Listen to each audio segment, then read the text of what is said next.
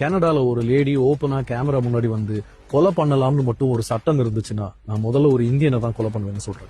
It's not politically correct to say it, but if you want to get away with murder, you kill an Indian because we don't get justice. Too many Indians are in Canada, and I want you to go back. யூஎஸ்ல ரீசெண்டா ஒருத்தர் அங்க இருக்கக்கூடிய ஒரு இந்தியனை பார்த்து, நீங்கெல்லாம் எங்க நாட்டுக்கு வேண்டாம், தயவுசெய்து எங்க நாட்டை விட்டு வெளியில போங்க, you're all brown people, get out of our country அப்படின்னு ஓப்பனா அவர் முன்னாடி பேசி அதை ரெக்கார்ட் பண்ணி அதை அவரே ட்வீட்டும் போடுறாரு. அவர் போட்ட அந்த ட்வீட்டுக்கு, அந்த ரேசிஸ்ட் ட்வீட்டுக்கு ஆயிரக்கணக்கான பேர் ஆதரவு தெரிவிச்சு சப்போர்ட் பண்ணிருக்காங்க கமெண்ட் செக்ஷன்ல. Why are you in my country? Why are you here? Yeah, why are you in America? I don't like you guys here. Why are these goddamn brown people invading our country?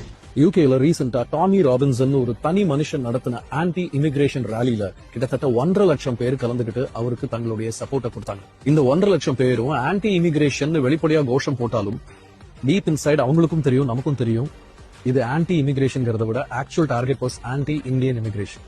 அதே மாதிரி ஆஸ்திரேலியால go back Indians டைரக்டாவே ஒரு protest நடந்துச்சு ரீசெண்டா.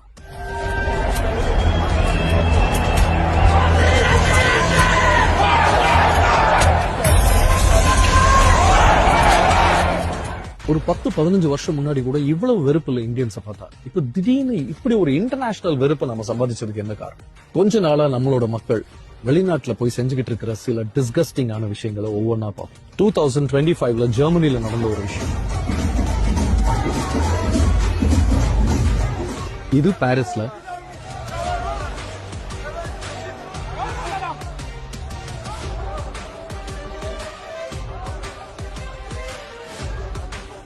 அப்புறம் இது ஸ்காட்லாந்துல.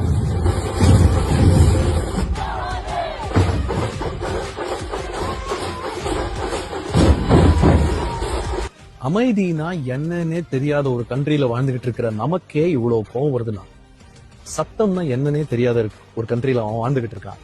எங்க இருந்தோ இந்தியால இருந்து வந்து ஒருத்தன் இந்த மாதிரி வேலைகளை செஞ்சா அவங்களுக்கு அது கோவம் வருமா வராதா? பிரான்ஸ்ல, அதுவும் இந்த பியூட்டிஃபுல் சிட்டி ஆஃப் பாரிஸ்ல தேர் திருவிழால ஆரம்பிச்சு தேங்காய் உடைக்கிற வரைக்கும் ஜாம்னு நடத்தி முடிச்சிருக்கோம். அதுவும் நடு ரோட்ல.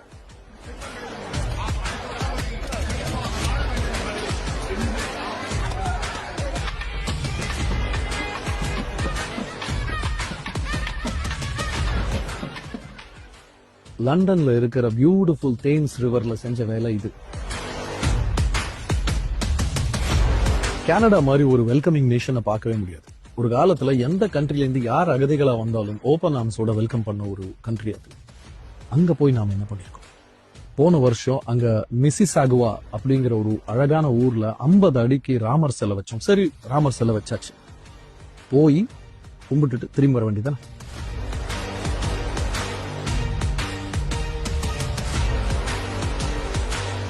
இதை எதிர்த்து நிறைய கனடியன்ஸ் ப்ரொடெஸ்ட் பண்ணாங்க, எஸ்பெஷலி ஆன்லைன் ஃபாரம்ஸ்ல. இவங்களோட கல்ச்சருக்கு நாங்க ஏன் அடாப்ட் ஆகணும்? எங்க நாட்டுக்குள்ளேயே நாங்க ஏதோ ஸ்ட்ரேஞ்சர்ஸ் மாதிரி ஃபீல் பண்ணிக்கிட்டு இருக்கோம் அப்படின்னு சொல்லி ஜெனுவினா வருத்தப்பட்டாங்க. We're going to their country.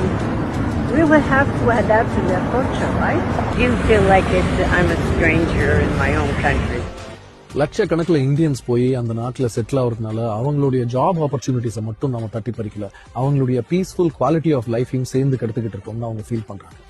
July 2024 ஒன்டாரியோல ஒரு மொத்த பீச்சையே பாத்ரூமா யூஸ் பண்ணிருக்கானுங்க நம்ம ஆளுங்க. அதனால அந்த பீச் நாரி போய் அந்த தண்ணியில இருக்கக்கூடிய பாக்டீரியா லெவல்ஸ் அதிகமாகி அதை கம்ப்ளீட்டா கிளீன் பண்ற வரைக்கும் அந்த பீச்சையே க்ளோஸ் பண்ணி வைக்க வேண்டிய ஒரு நிலைமை கவர்மெண்ட்க்கு ஏற்பட்டுச்சு. இதனால அவங்களுடைய டூரிசம் ரெவன்யூ எவ்வளவு பாதிச்சிருக்கும்? கோவம் வருமா வராது? யூகேல லெஸ்டர்னு ஒரு இடத்துல ஒரு போர்டு போட்டிருக்காங்க, தயவு செய்து இந்த இடத்துல பான்பீடா போட்டு துப்பாதீங்க அப்படின்னு. இதுல என்ன தமாஷ்னா, அந்த போர்டை இங்கிலீஷ்லயும் குஜராத்திலையும் போட்டிருக்காங்க. சரி, இங்கிலீஷ்ல போடலாம். அதே மாதிரி இது இந்தியன் சம்பந்தப்பட்ட விஷயம், பான்பீடா இல்லையா, வேற எந்த கண்ட்ரிக்கும் இவ்வளவு கேவலமான பழக்கங்கள் இருக்காது. சோ இந்தியன்ஸ்ங்கிறதுனால ஹிந்தியில போடலாம். ஆனா அவங்க என்ன பண்ணிருக்காங்க, இங்கிலீஷ்லயும் குஜராத்திலையும் போட்டிருக்காங்க. ஏன் குஜராத்தில போடுறோம் அப்படின்னா, அங்க பான்பீடா போட்டு அசிங்கமா துப்புறவன் பூரா யாரு? யூஎஸ்ல ஒரு பெரிய ஹைப்பர் மார்க்கெட்ல 1 லட்சம் ரூபாய் வர்த் ஆஃப் ப்ராடக்ட்ஸ் ட்ராலியில எடுத்துக்கிட்டு அத்தனை பில்லிங் கவுண்டர்ஸ் இருந்தும் எதுலயுமே பே பண்ணாம சர்வசாதாரணமா வெளியில போக ட்ரை பண்ண ஒரு இந்தியன் லேடிய அரெஸ்ட் பண்ணிருக்காங்க யூஎஸ் போலீஸ். யூகேல பவன் கல்யாணுடைய லேட்டஸ்ட் தெலுங்கு படத்துடைய ஒரு ஸ்கிரீனிங்ல ஒரு தியேட்டர்ல கன்ஃபெட்டிய தூக்கி போட்டு அசிங்கம் பண்ணி மொத்த தியேட்டரையும் நாரடிச்சிருக்காங்க நம்ம இந்தியன் தெலுங்கு டயஸ்பரா. அந்த தியேட்டருடைய அத்தாரிட்டிஸ் கடுப்பாகி அந்த ஷோவை பாதியில நிப்பாட்டிட்டு இவங்க கிட்ட வந்து நியாயம் கேக்குறாங்க. அதுல ஒருத்தன் திருப்பி கேக்குறான், இந்த மாதிரி அசிங்கமெல்லாம் பண்ணக்கூடாதுன்னு என்ன போர்டா போட்டு வச்சிருக்கீங்க அப்படின்னு கேக்குறான். இன்னொருத்தன் கேக்குறான், நாங்க வேற எப்படி இப்போ ஒரு படத்தை என்ஜாய் பண்ணுவோம். சோ ஒரு படத்தை எப்படி என்ஜாய் பண்ணணும்னு கூட தெரியாம அவங்க கிட்ட அவன் கேட்டுக்கிட்டு இருக்கான். இப்படி தியேட்டர், ஏர்போர்ட், சப்வே, ஸ்டேடியம், ரெஸ்டாரண்ட்னு ஒரு இடம் பாக்கி வைக்காம அத்தனை பப்ளிக் பிளேசஸ்லயும் நம்ம இந்தியன்ஸ் சில பேர் பண்ற இந்த அசிங்கங்களால மொத்த கண்ட்ரி மேலேயும் ஒரு டீப்லி எம்பெடட் ஹேட்ரட் உருவாயிட்டு. சரி, இப்படி நாம அங்க போகும்போது இந்த மாதிரி வேலைகள்லாம் பண்றோம்னா அவங்க இங்க டூரிஸ்டா வரும்போது நாம என்ன பண்றோம்? 2022ல ஒரு சவுத் கொரியன் டூரிஸ்ட எப்படி ஹாரஸ் பண்ணிருக்கோம் மட்டும் பாருங்க. இந்தியாவுக்கு வந்த ஒரு ரஷ்யன் டூரிஸ்ட் போறோம் வரவெல்லாம் தோல்ல கை போட்டு ஹராஸ் பண்ணி போட்டோ எடுக்கிறான். ஃபாரின்ல இருந்து ஒரு லேடி இந்தியாவுக்கு வந்தா அந்த பெண்ணுடைய தோல்ல கை போடலான்னு உங்களுக்கு எல்லாம் யாருடா பர்மிஷன்? ஹோலி செலிப்ரேட் பண்றேங்கிற பேர்ல ஒரு 22 வயசு ஜாப்பனீஸ் பொண்ணுக்கு நம்ம இந்தியன்ஸ் கொடுத்த ஹாரஸ்மெண்ட். இது இல்லாம ஒரு இஸ்ரேலி டூரிஸ்ட் கேங் ரேப் பண்ணிருக்கோம். 2022ல மட்டும் ஃபாரின் டூரிஸ்டுக்கு எகெயின்ஸ்டா நம்ம இந்தியன்ஸ் பண்ண கிரைம்ஸ் 147 கேசஸ். அதுல 25 கேசஸ் பாலியல் பலாத்காரம் கேசஸ். இதெல்லாம் கிரிமினல் அஃபென்ஸ்ல வரக்கூடிய ஹாரஸ்மெண்ட். அந்த லிஸ்டிலேயே வராத ஹாரஸ்மெண்ட் எவ்வளவு பண்ணிக்கிட்டு இருக்கோம். ஒன்னும் இல்ல, ஒரு ரோட் சைட் ஷாப்பிங் ஏரியால ஒரு ஃபாரினரை பார்த்துட்டா போதும், 5 ரூபாய் பெறாத ஒரு விஷயத்த 5000 ரூபாய்க்கு அவனுக்கு விற்கிறதுக்கு முயற்சி பண்ணுவோம். I'm good. Thank you. 500. How much your sunglasses? I think it's way too much. Very cheap price, 4,500. 4,500. That's way too much expensive. How much? This one, 50 rupees.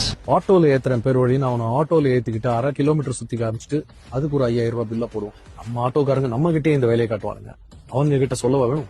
இது மாதிரி விஷயமெல்லாம் இன்னைக்கு ரொம்ப வேகமா உலகம் பூரா பரவிட்டு இருக்கு, தேங்க்ஸ் டு சோஷியல் மீடியா. நாம ஒரு நாட்டுல செய்யற அசிங்கம் அந்த அசிங்கத்தை செஞ்சு முடிக்கிறதுக்குள்ள 9 நாடுகளுக்கு பரவிக்கிட்டு இருக்கு. இதனால உலகம் பூரா இருக்கக்கூடிய மொத்த இந்தியன் டயஸ்பராவுடைய இமேஜும் எம்பாரஸ்மெண்ட்டுக்கு உள்ளாகிட்டு இருக்கு. அப்படிங்கிற ஒரு அடிப்படை அறிவு கூட இல்லாம போனதுதான் இதுக்கு காரணம்.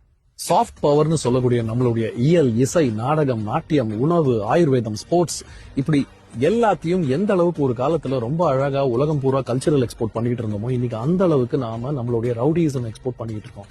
இன்னைக்கு இந்தியான்னு சொன்னாலே பல தேச மக்களுக்கு ஞாபகம் வருது நம்மளோட இந்த ஃபில்தி பிஹேவியர். உலகத்திலேயே மிக குறைந்த சேலரிக்கு வேலை பார்க்கறதுக்கு நாம தயாரா இருக்கிறதுனால ஒவ்வொரு நாட்டுக்கும் போய் அவங்களுடைய வேலை வாய்ப்பு, அவங்களுடைய ஹவுசிங், அவங்களுடைய இன்சூரன்ஸ், அவங்களுடைய ரியல் எஸ்டேட்னு எல்லாத்திலயும் கைய வச்சு அவங்களுடைய வாழ்வாதாரத்தை கேள்விக்குறியாக்கிட்டு அவங்களுக்குன்னு மிஞ்சி இருந்த அவங்களுடைய கலாச்சாரத்திலையும் நம்ம கலாச்சாரத்தை கொண்டு போய் ஃபோர்ஸபுளா புகுத்தி அமைதியா வாழ்ந்துகிட்டு இருந்த அவங்களுடைய லைஃப் ஸ்டைல்ல நாராசத்தை உண்டு பண்ணி அவங்களுடைய பீஸ் ஆஃப் மைண்டையும் கெடுத்து நாம போனது எதுக்கு? காசு சம்பாதிக்கத்தானே. வாயையும் அந்த வேலையை மட்டும்தானே பார்த்துட்டு வந்திருக்கோம்.